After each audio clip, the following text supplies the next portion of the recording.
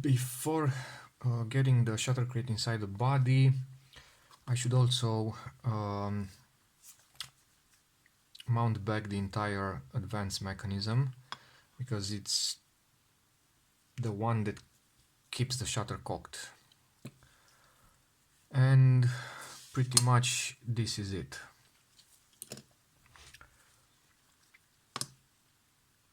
If I want to test the camera, so test the operation and the shutter speeds, I really need to have this one put back. In theory I could skip it, but it's very complicated to keep the shutter by hand cocked, and it's pointless since I'm going to have to replace it anyway. Okay, so we'll start from right to left because it's easier. First of all, we have this bracket that goes in here, and 3 little screws.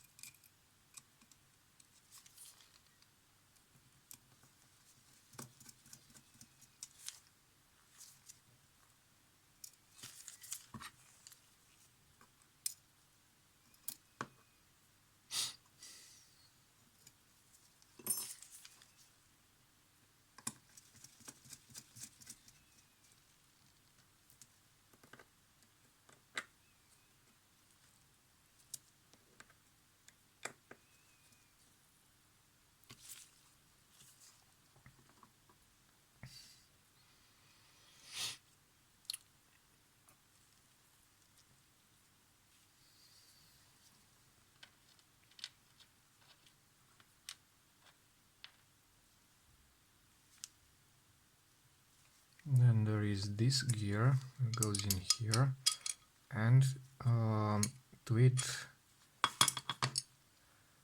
must be attached this little claw or hook, and this is directly connected to the winding knob. Now, these cameras are not the best when it comes to precise machining, precise mating between parts, so in order to get the best possible feel in the sense of the smoothest operation, I am polishing as much as possible. This one I forgot to polish. This one I forgot to polish, so the inside of this piece. I guess I'll do that now, and I'm going to use the same method as used on the sleeve or the bushing that's in the drum shaft. So I've got my paper coated rubber and some polishing compound.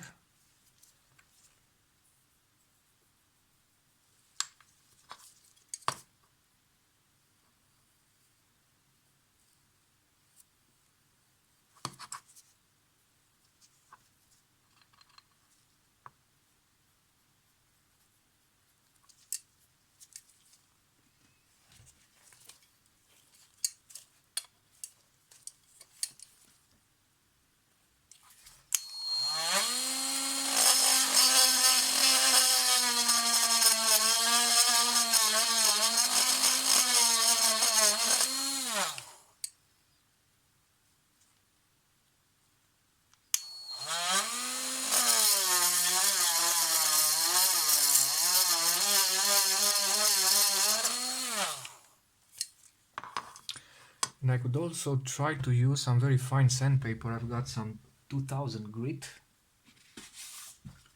which is the finest I could find, and somehow glue it on top of this. So I will cut a strip, or simply break it, and I could try to use double-side tape to get it in place.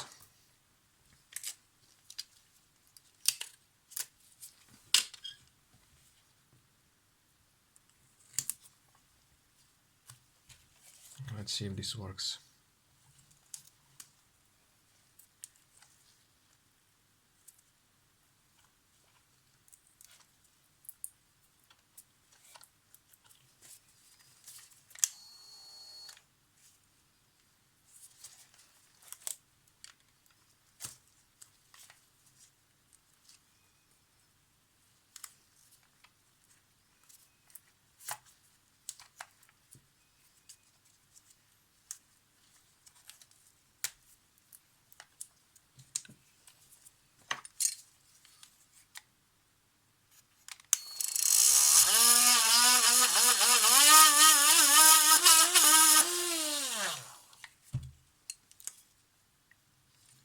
Okay.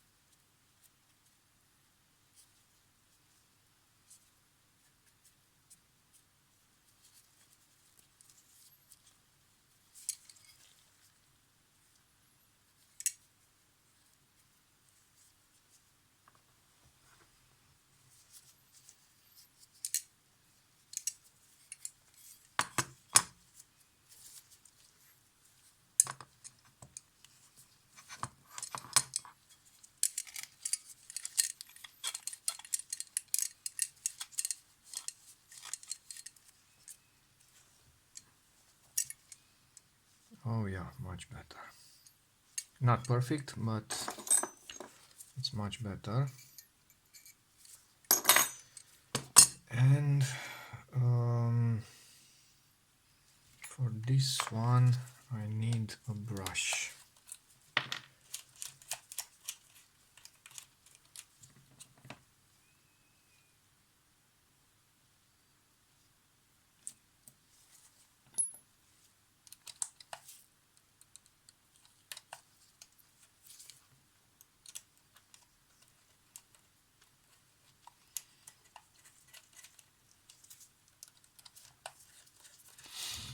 As the reassembly goes ahead, I'm paying attention, or I'm discovering new bits that I should polish and I didn't before. So practically everything that rubs against one another gets some polishing. These are slow moving parts, so they don't have to be really polished.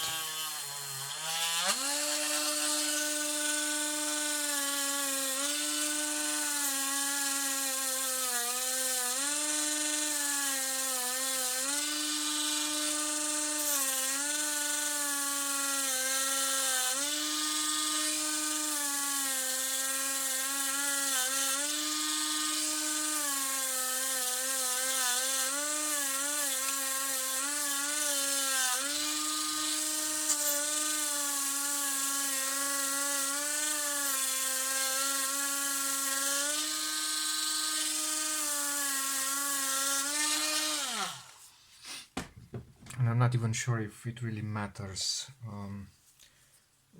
but I don't think it can hurt, so why not? It's not something that takes too much time.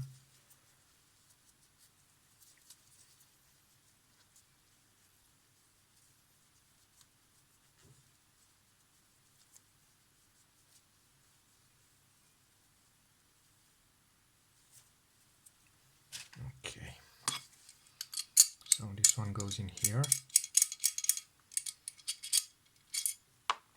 and since it's a slow moving part, I will also grease it with this. This is a Teflon grease used in telescope mounts. I don't really know what that means, but it's the thickest I have, and it's pretty much like, I don't know, like a very thick honey.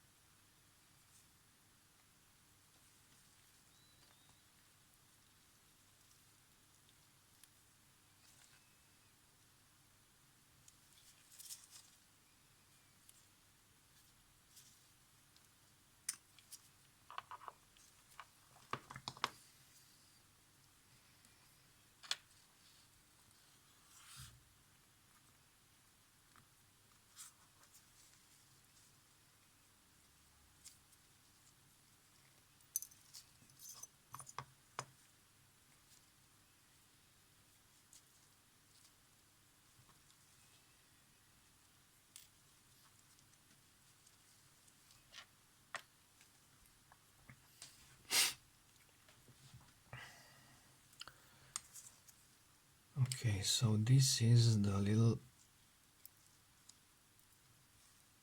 piece that comes here. Bigger hole goes towards the top of the camera, and I will just place it like that, turn the body over,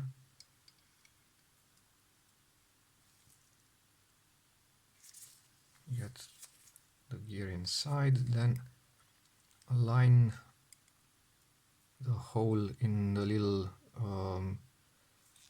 claw-like piece with the hole in the body, insert the screw, and the screw is this one.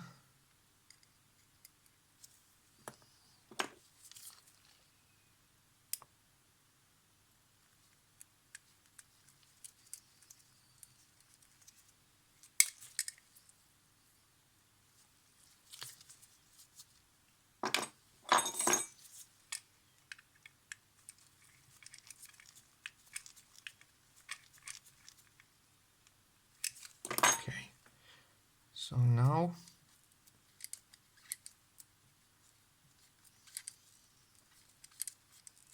it should only move in one direction, but for the time being it's not.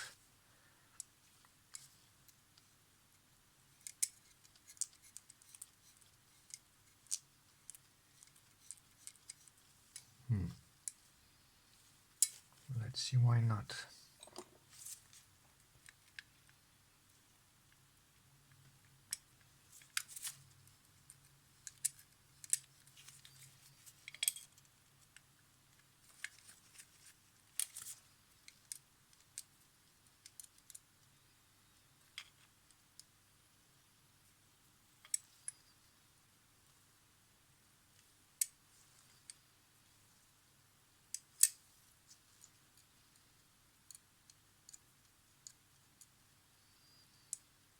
Oh, I think I know why not. See, now it works. If I'm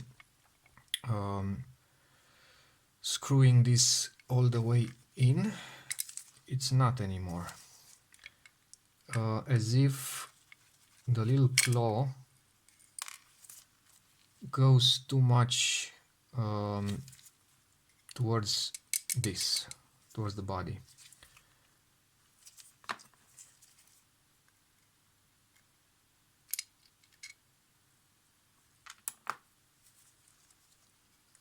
Now this bracket, as you will see in a moment, is not symmetrical.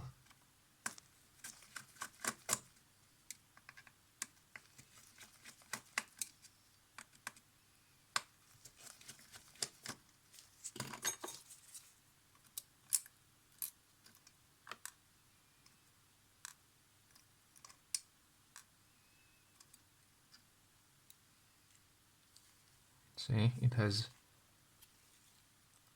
a shorter tube on one side and a longer one on the other, and I placed it with the longer one pointing down.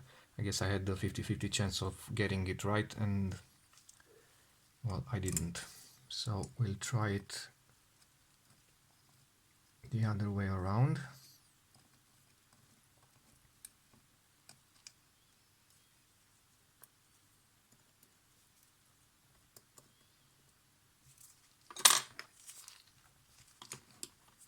I guess I'm still not paying enough attention to these little details.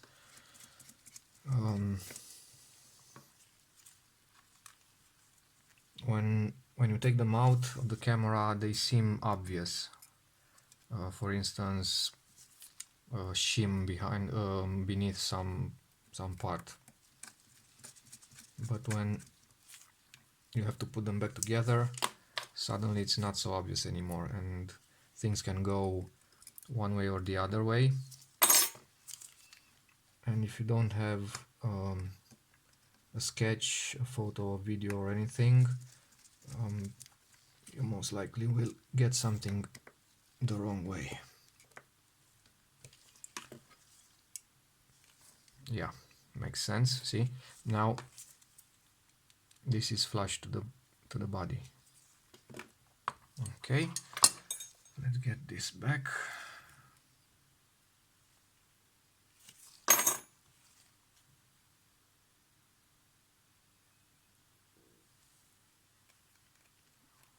I'm going to be liberal with the grease because I will clean any excess after it's in place.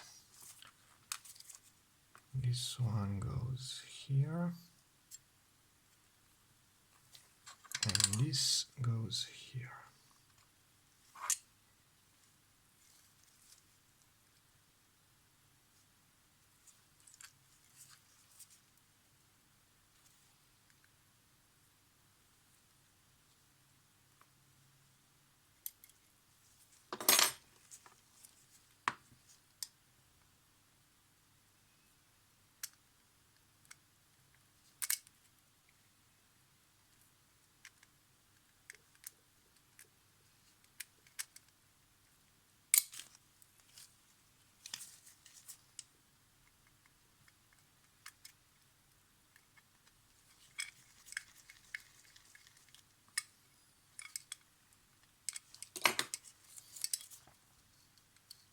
And now it works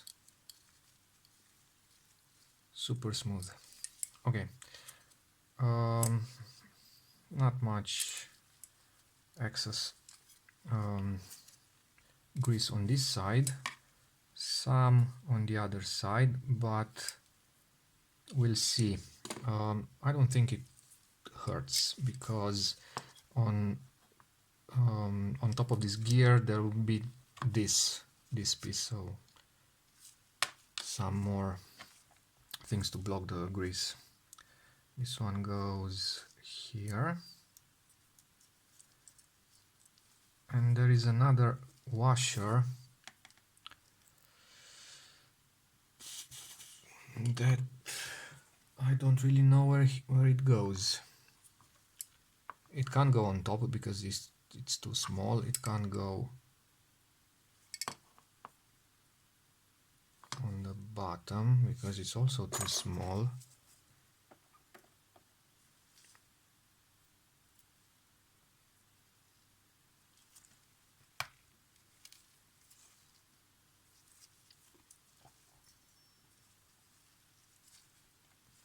See, this has a funny shape. It has like a cone shape here, that is not mating with anything, because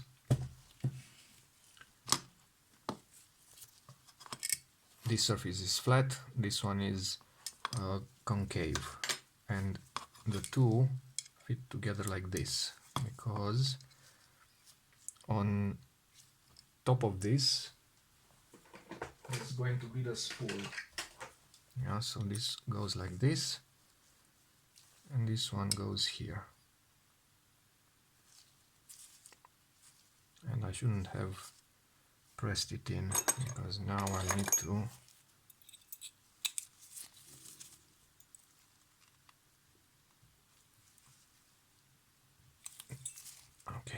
get it out. So that little spacer washer has no purpose if it were to be placed here. It's probably useless anyway. I mean, not useless, but it probably works without it. And I will go back on the videos and see where I took it off from.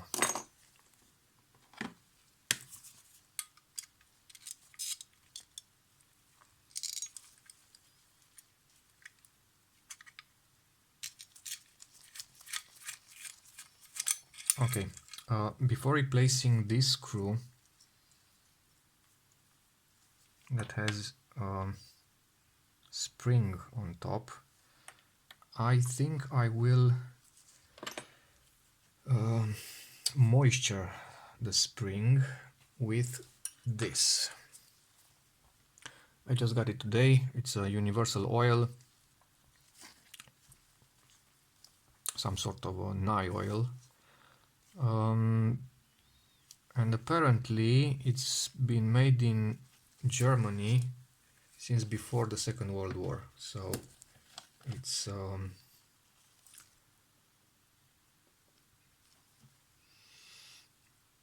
ooh, smells funny. It's a long-standing oil. It's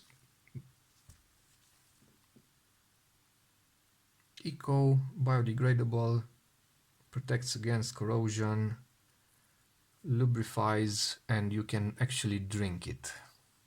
So you can also use it in the food industry for, I don't know, knives and stuff like that.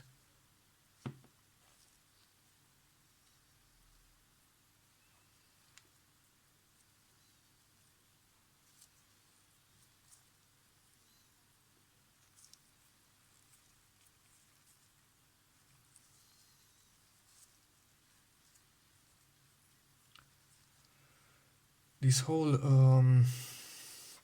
lubrication part is somewhat of a mystery. I don't know what's the right way of doing it. I don't know if anyone knows what's the right way of doing it. Each manufacturer probably has its own opinions, its own recommendations. Of course, I can use my intuition, or let's call it technical common sense, to assume that some parts of the camera should be lubricated with certain lubricants. For instance, the film transport section should use grease, and depending on what camera I'm working on, the grease can be lighter or heavier. On the Russian cameras, I tend to go for heavier greases because I can decrease the feeling of grittiness, of unevenness, or of not so fine machining. On something that's already very precisely machined, I could probably use something a lot lighter. I also have a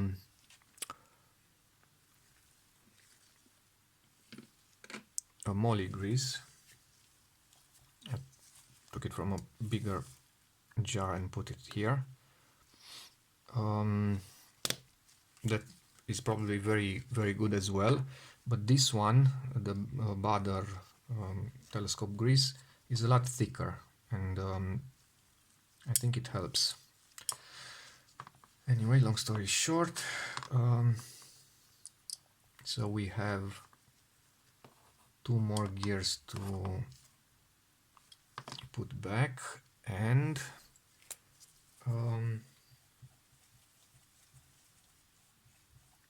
this is another debatable issue, whether or not to grease the gears. Some say that they shouldn't be greased because inevitably dust will get in, mingle with the grease, and pretty much transform the grease into an abrasive. On the other hand,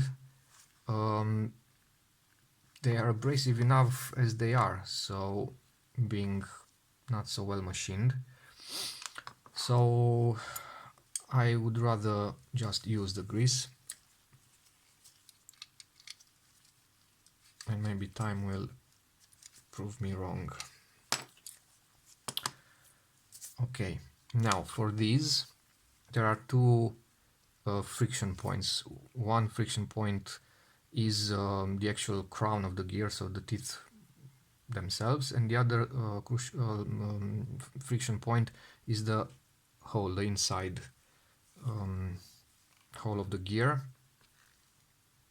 and it will spin against the unthreaded part of the screw. So a little bit of greasy love won't hurt.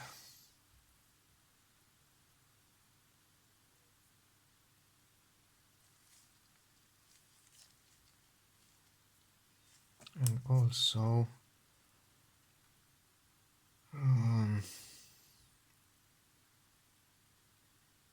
for these 2 I will use this one. I did try once with the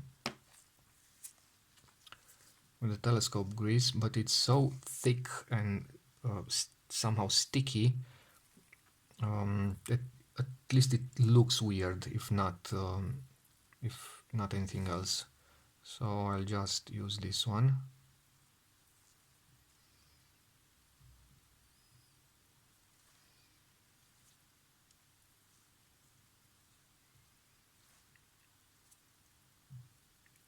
I'll just apply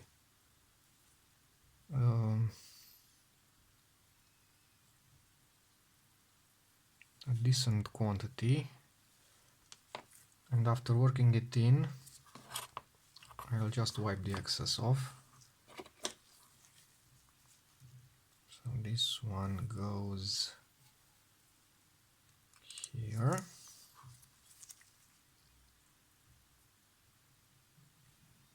And it uses the funkier screw, this one, that screws to the left.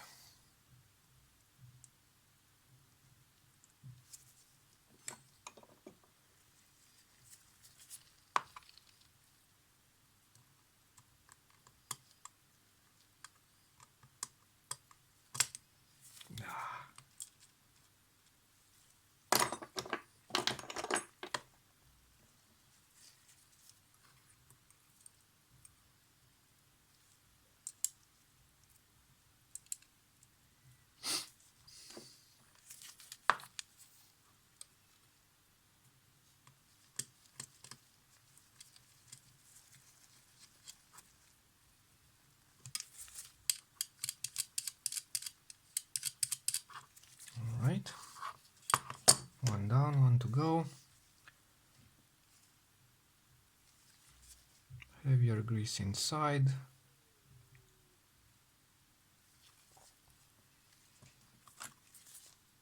And lighter grease outside.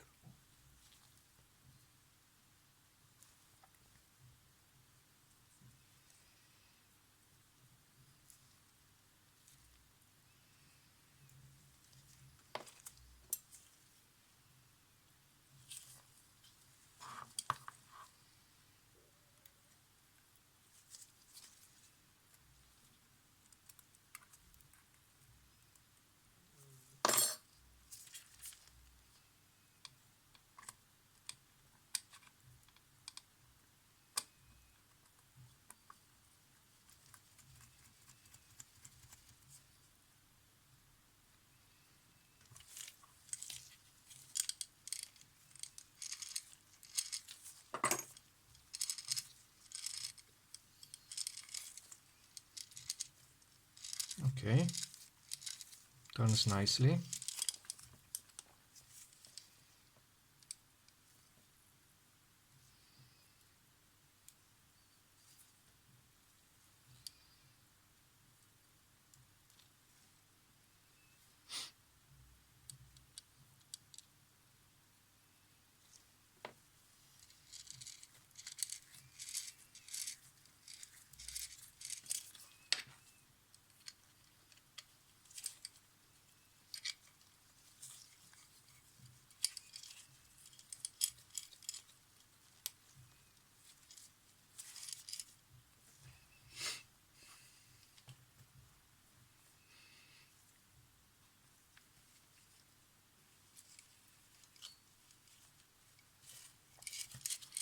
And I'll just spin it a couple of times to get all that grease even on the gears. And then I will try to wipe off the excess, and I think I'll use this oily cotton bud, because what could go wrong? For sure it won't smell like a Kalashnikov. It smells almost minty somehow.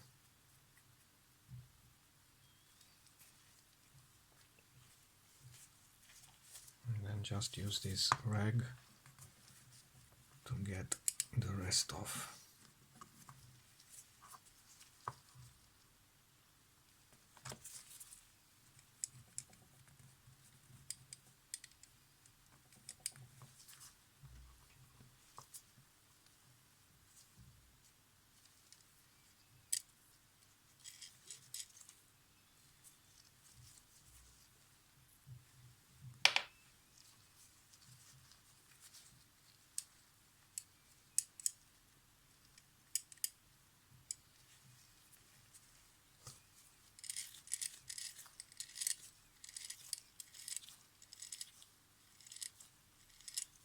Alright, nice.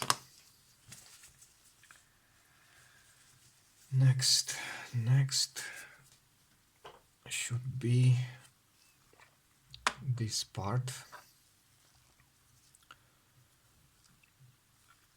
And we have the sprockets, a spring, the little piece that engages with this one, and its screw that is not the smallest, not the largest. So we have these little screws, and I think this is the smallest, this is the largest, so this one should be here. Same story with the spring.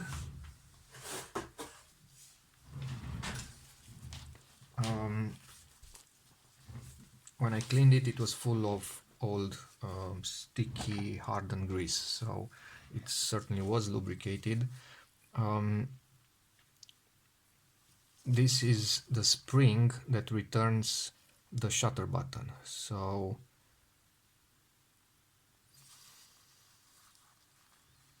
maybe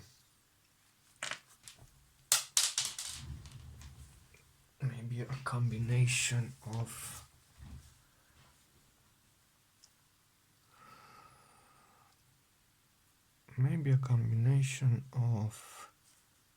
this, and I'll just put more. Okay, and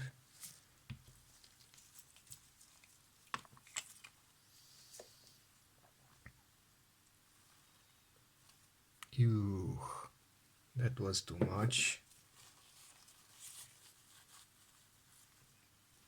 What a mess. What a mess.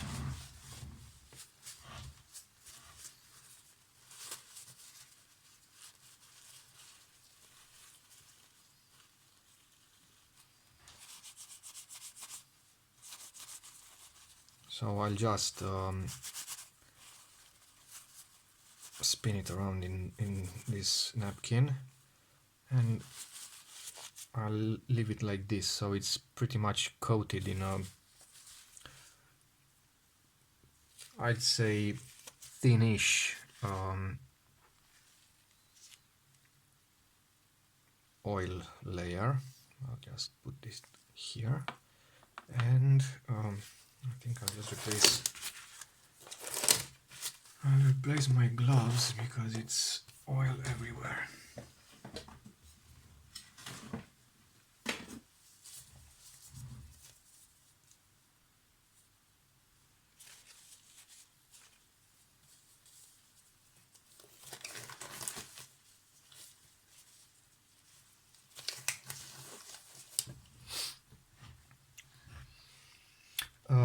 In theory, you should use minimal oil when using on a camera. I'm not sure if that refers to anywhere inside the camera or just in specific parts.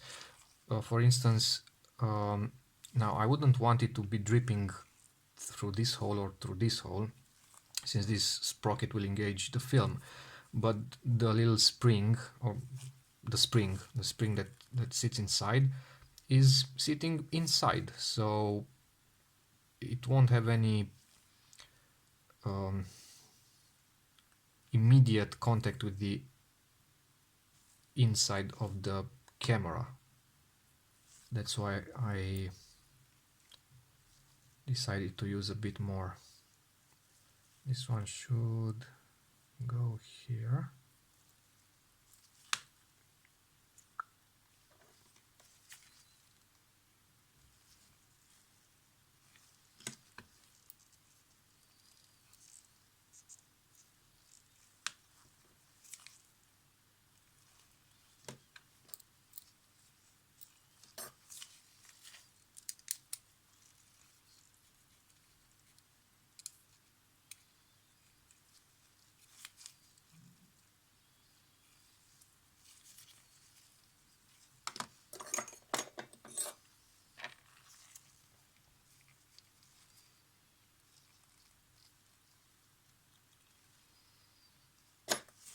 Then the screw.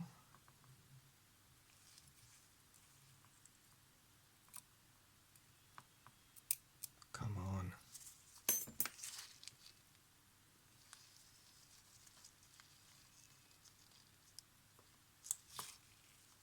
Okay, now the whole combo goes back on this gear, and it also should have this pin inside, but the pin goes from one end to the other, so it doesn't really matter when I'm putting it back.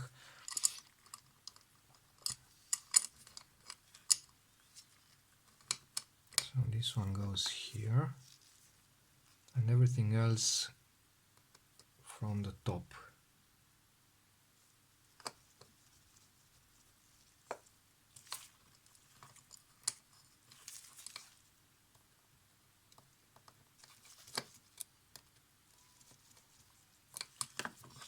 All right.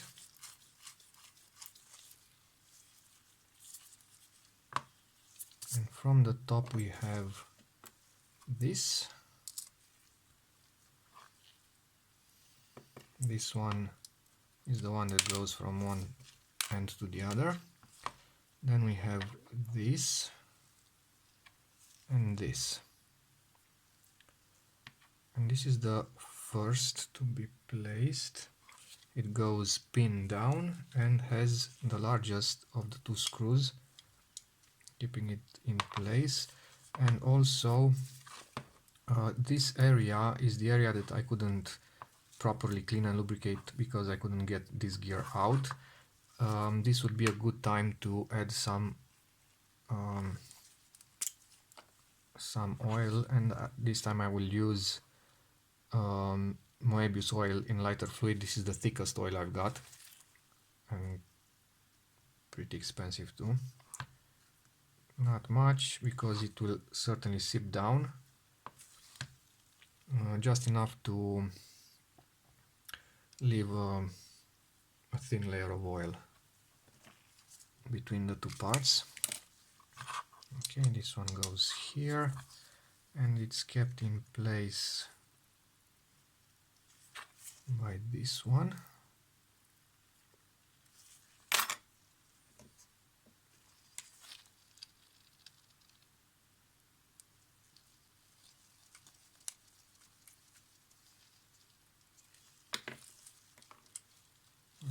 Okay, and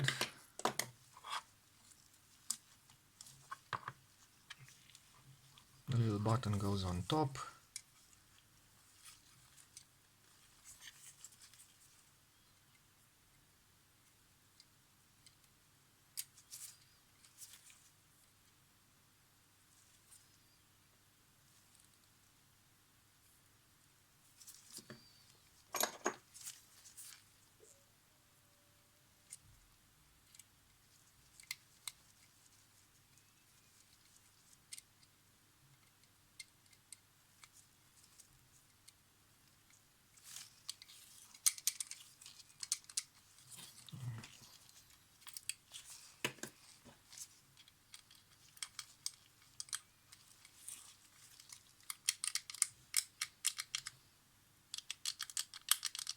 Okay.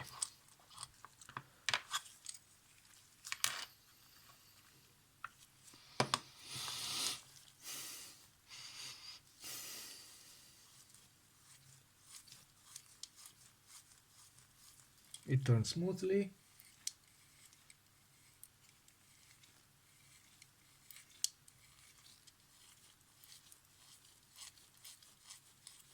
Yeah, all good. Okay, next step is shutter reassembly.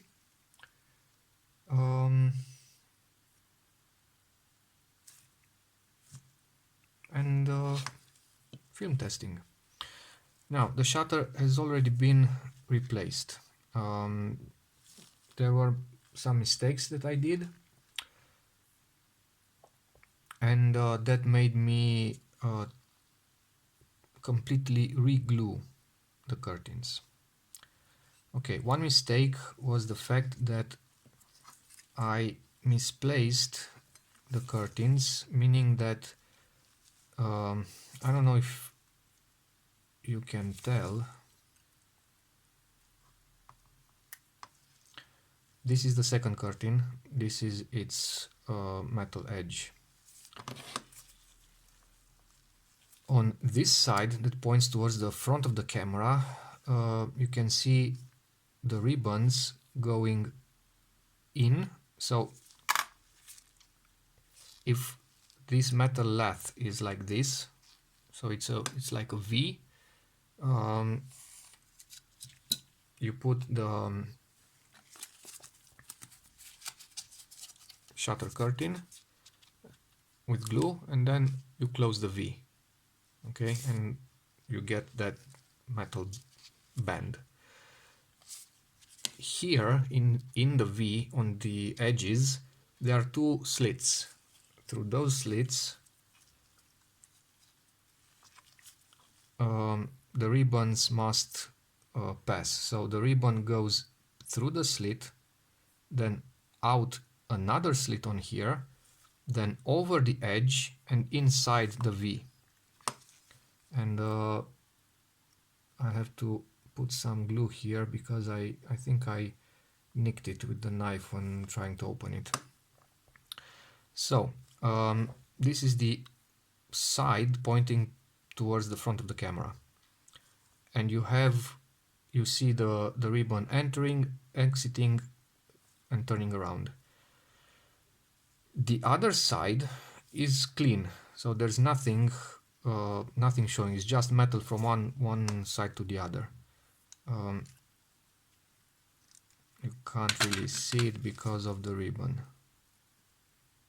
but it's just metal. Now, when the shutter is cocked,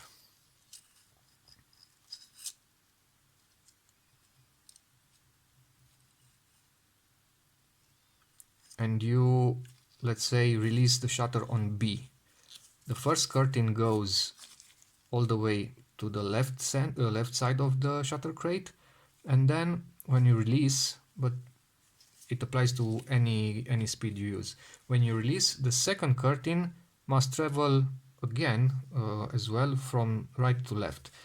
When traveling, the second curtain, or better said, the second curtain's ribbon rolls around this little roller, but the lathe of the first curtain is already here.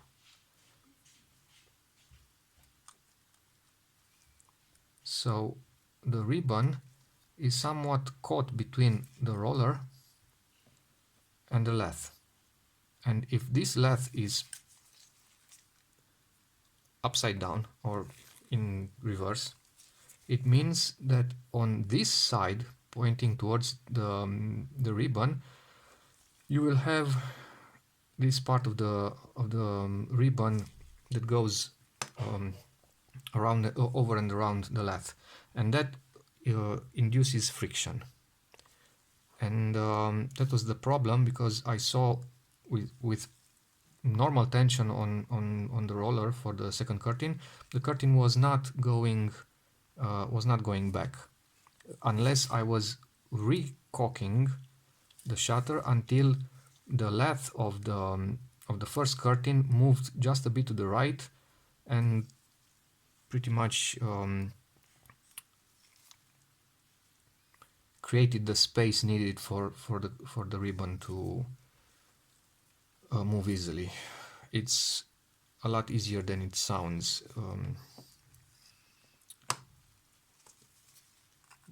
but I have no other way of expressing it. Okay, so that was one mistake. And because I took it out again, I also polished these. The other mistake was that when I measured the curtains, I was also comparing the dimensions with those from the last fed I did. And I measured 98 millimeters for the second curtain. I looked at the measurements from that other fed that said 93, and I was a bit surprised of the difference. And then I said, okay, 93, and I wrote 93, and I cut 93. So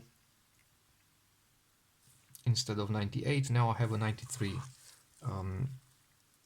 curtain, and of course I had to move it 5 millimeters to the right to compensate for the mistake. Okay, yeah, that happened.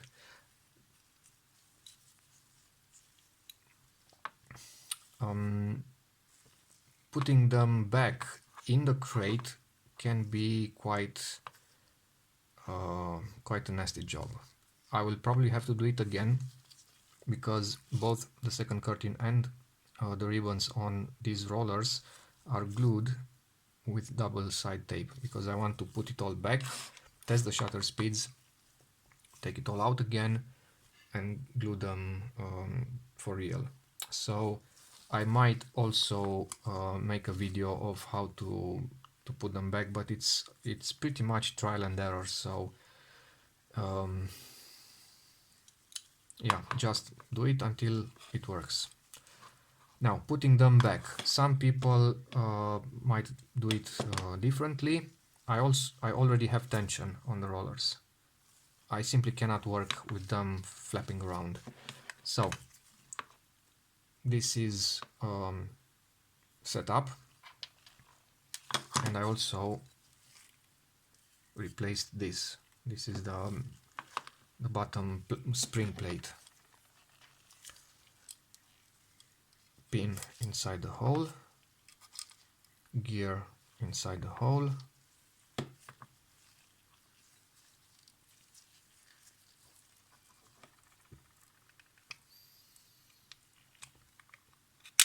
and now trying to get everything aligned. Number one is this, just wiggle it around until it seems okay. Also take note of this. This part of the shutter crate will hit this gear, so you'll have to move it around a bit. Okay, this is in, this seems to be in, And now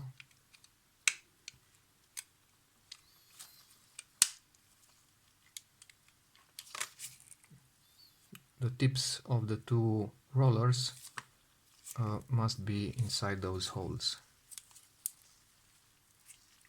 And if this sits flush to the camera body, you're fine. Okay, then I'll only put back two screws. One will be here.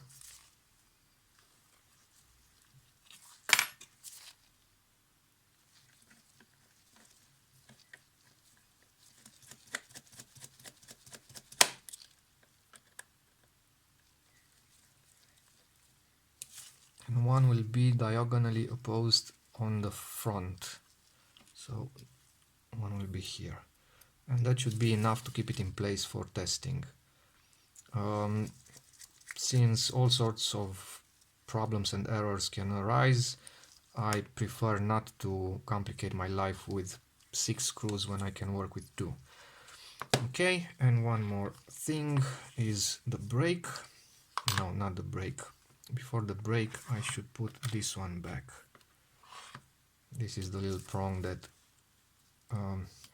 controls the second curtain. Just press it in place and it should point around here.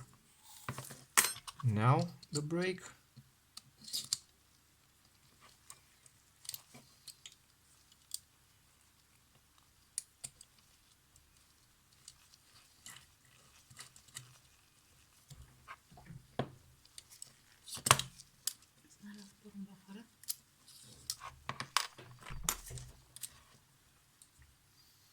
I did a mistake.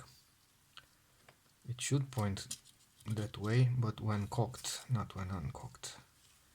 So this is the correct position. This is the brake. That must be on the other side of the screw. And see, the prong is pointing in the middle of the cutout of the brake. And now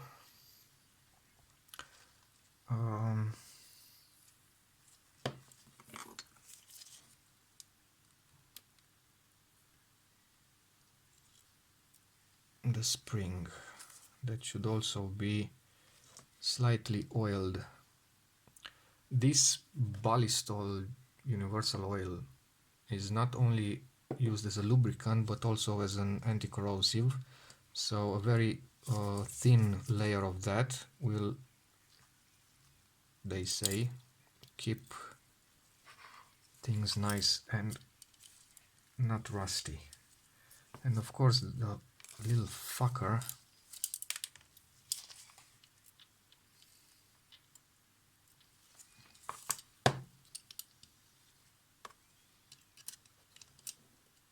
come on.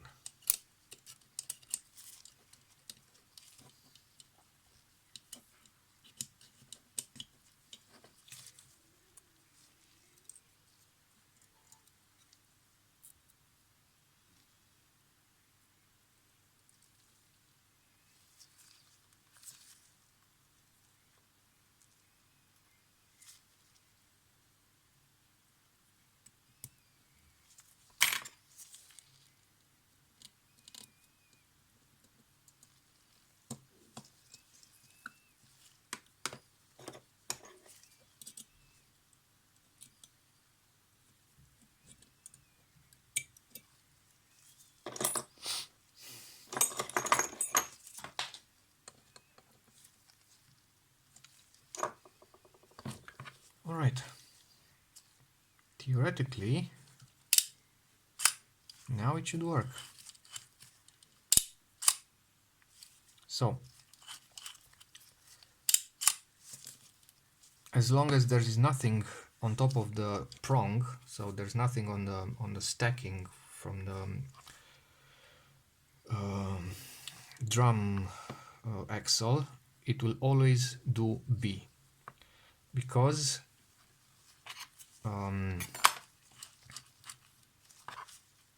the tripper that's connected directly to the axle is not there. So there is nothing that's going to trip the brake. Not being able to trip the brake, the the prong gets locked in by the brake for as long as the shutter button is depressed. Because for as long as the shutter button is depressed, the spring plate is pushed away from the body, and that makes room for the brake, for the I don't know what's this called, the leg, for the leg of the brake to go down, pushed by this spring. So the brake goes down, locks the prong, shutter stays open, and now I can lock it in place and look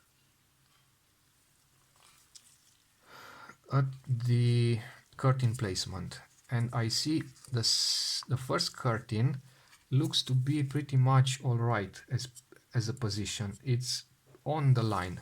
The second curtain, instead of being, I don't know, 2 millimeters inside, it's actually at the film gate. I can see it. It's this. So the second curtain is not positioned correctly. That's the first problem. Now, in order to position it correctly, I need to take the shutter crate out. That's the first thing, which is not such a big deal. The more you do it, the less time it will take.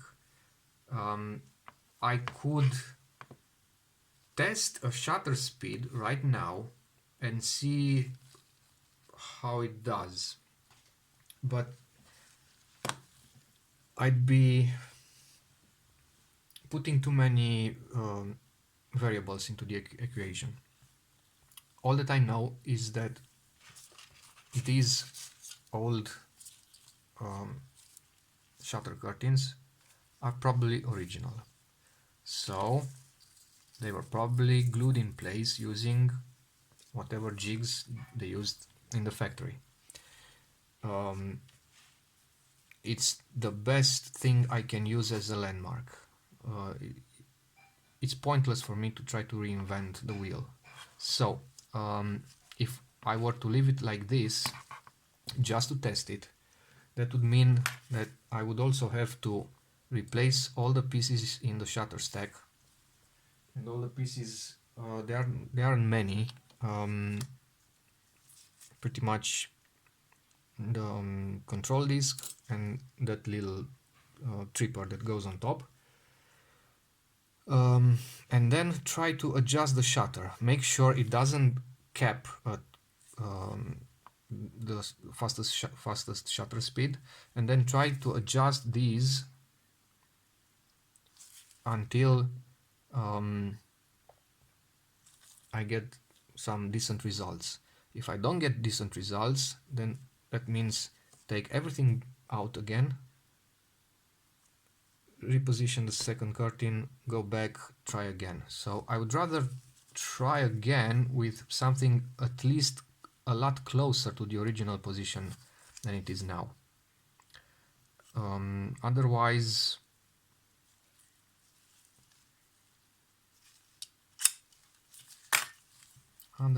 I think I'll just waste even more time than the time that I need to put that back.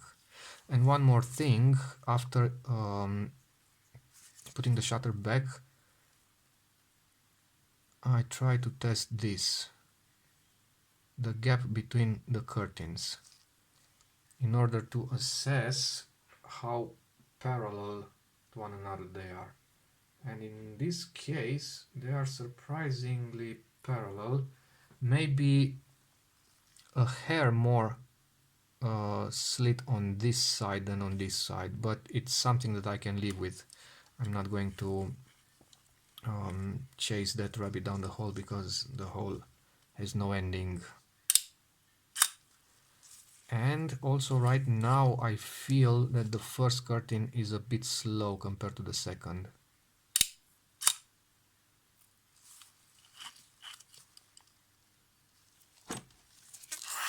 And it could be slow. I used 3 turns for the first curtain, and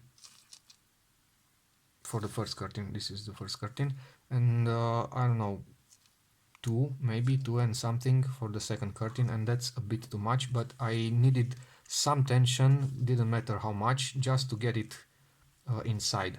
Before testing, I would release tension and then retension both curtains using some baseline tension guide, and the only info I came across was tension used as a starting point by Leica, and that was 3 turns, so 3 full turns for the first curtain and 1 turn and 3/4 for the second curtain.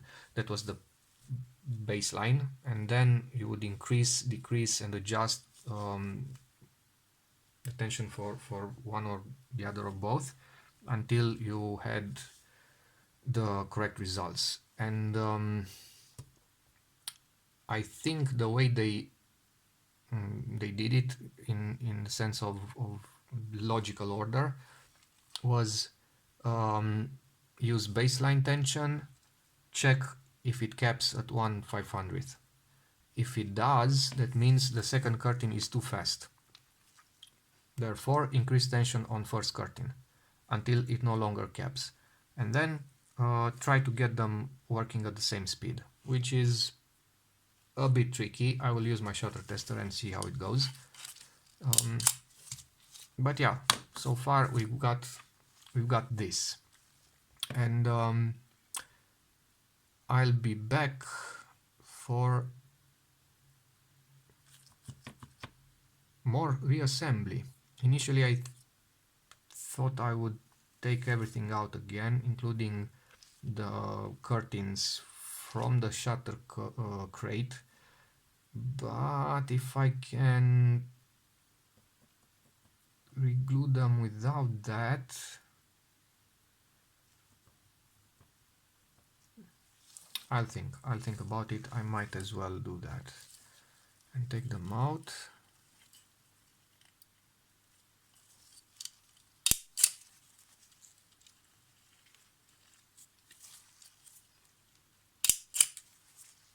I'm checking to see if the ribbons travel straight and if there's any friction with anything else.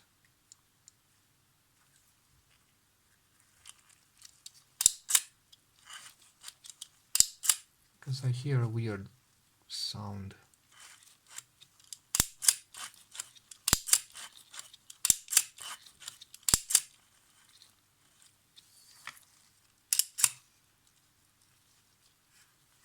But it might be just me.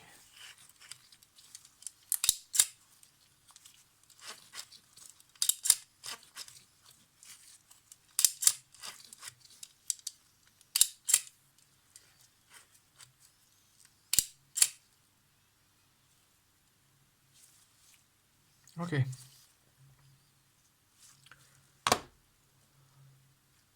See you on the next episode.